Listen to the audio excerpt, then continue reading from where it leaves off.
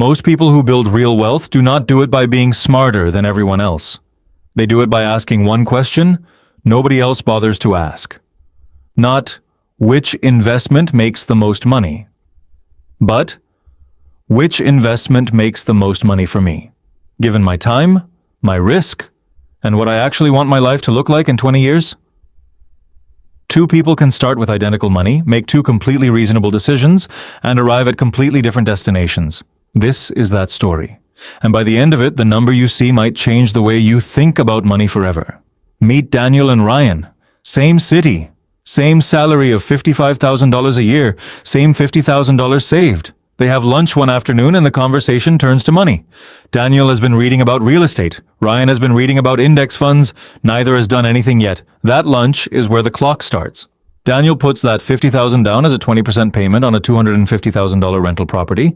He locks in a 30-year mortgage at 7%, monthly payment $1,330. He finds a tenant at $1,800 a month.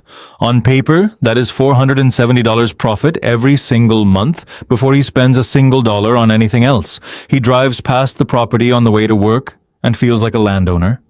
That feeling is powerful. It is also where the math starts to drift from the emotion.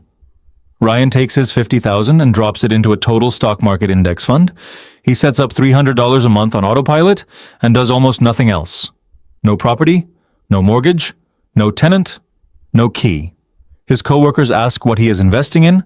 He says index funds. They nod and change the subject. There is no story there. Just a number growing quietly in the background of his life. By year 3, Daniel has collected $64,000 in rent.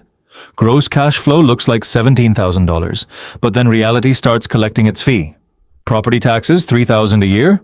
Insurance, $1,500. A water heater failed in January, $1,200. A leaking roof in the fall, $2,800. 1 month of vacancy, $1,800 in lost rent plus $600 to clean and relist. Daniel self-manages to avoid the 10% management fee, but that means late-night phone calls, Saturday showings, and coordinating plumbers on his lunch break. When you subtract everything honestly, his actual net cash flow over 3 years is somewhere between $2,000 and $4,000. Not $17,000, $2,000 to $4,000. The gap between napkin math and real math is where most landlords quietly lose their confidence but publicly keep their enthusiasm. Ryan has done nothing except not touch his account. At roughly 10% average annual returns, the historical average of the American stock market, his portfolio sits at approximately $76,000 after 3 years. 0 hours managing it, 0 emergency calls, 0 decisions after the first one. But here is what keeps Daniel in the game. He has leverage. He used $50,000 to control a $250,000 asset. At 3 to 4% annual appreciation, his property is now worth $270,000 to $280,000. His equity has already climbed to $55,000 to $65,000. Wealth built not just from his money, but from the bank's money. And that is something the stock market, by default, simply cannot offer. But this is where things get interesting, because the stock market has a weapon most people wildly underestimate in the early years and deeply regret ignoring. Compounding. In the first 5 years, it looks like arithmetic, slow and unimpressive, but somewhere around years 7 through 10, it shifts into geometry. The gains on your gains start generating more new wealth each year than your original contributions ever could. By year 10, Ryan's portfolio sits between $165,000 and $180,000. Daniel's equity on the property sits at roughly $170,000 to $185,000. At year 10, they are essentially tied. But what they hold could not be more different. Daniel has a single asset in a single zip code, financed with debt, requiring management, almost entirely illiquid.